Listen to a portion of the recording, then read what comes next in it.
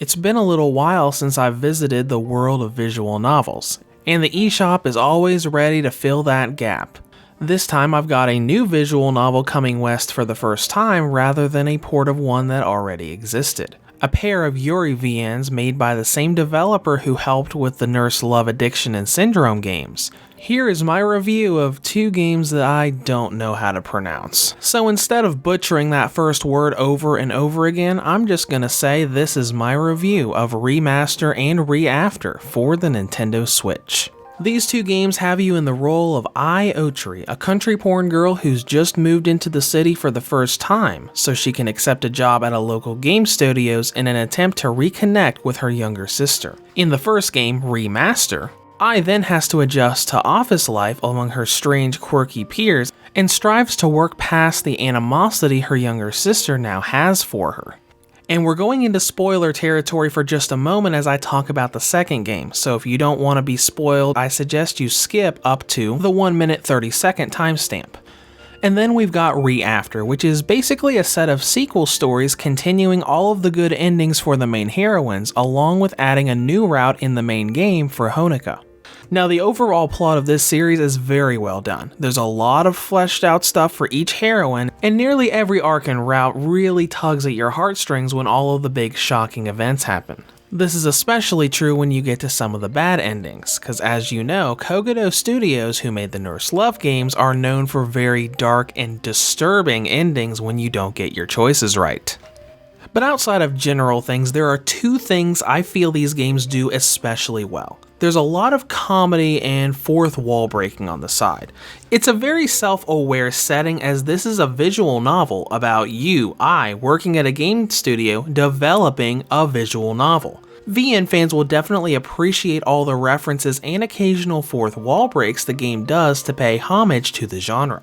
It also does something rather interesting with its world building of its Yuri setting. A lot of Yuri VNs take place in a world where women seem to be the only gender that exists.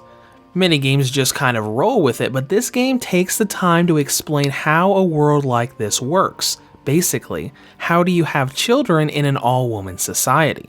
And that sort of world building is really appreciated because it's one of those questions you think about when you see a world like this.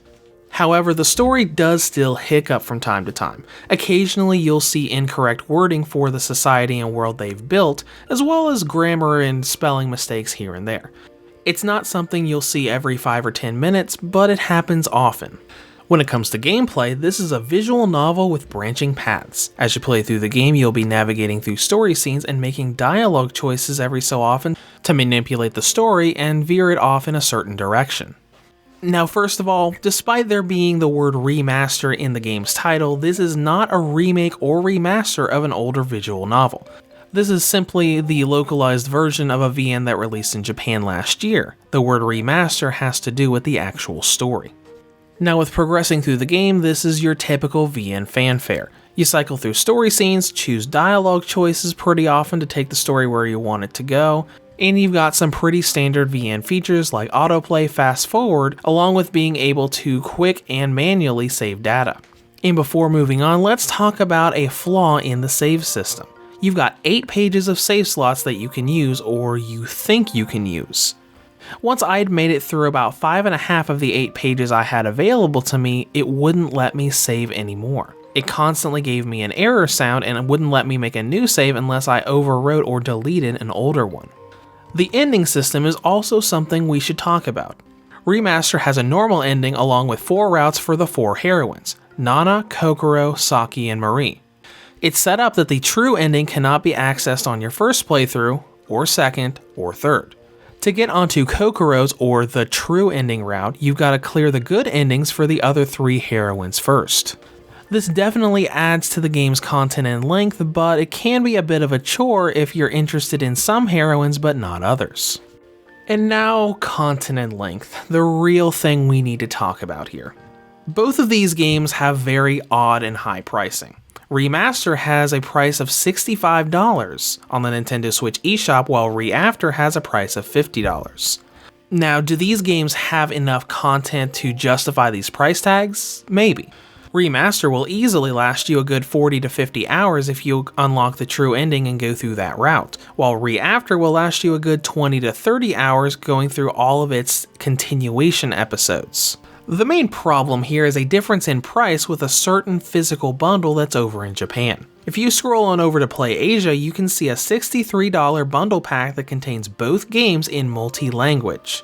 So the question is, why are these games so expensive digitally, and why does the first game cost more money than both games together in Japan?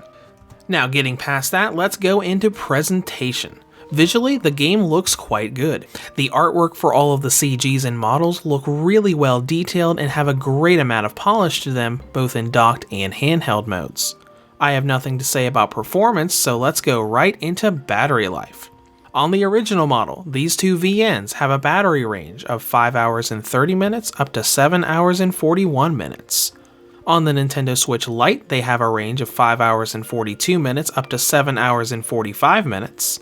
And on the V2 or Redbox 2019 model, they have a range of 7 hours and 13 minutes up to 10 hours and 53 minutes. In conclusion, these two visual novels are well-written love stories in the unique setting of a game studio. Now on the downside, the story hiccups from time to time, you don't get as many saves as the game shows you, and there's a really weird situation with pricing. But if you catch them on a good sale or take advantage of that bundle on Play Asia, this is a pair of good visual novels that fans of the genre will definitely enjoy. Reviews to Go rates Remaster and Reafter for the Nintendo Switch a 7 out of 10. If you have any comments or questions, feel free to leave them below. Thanks for watching and have a great day.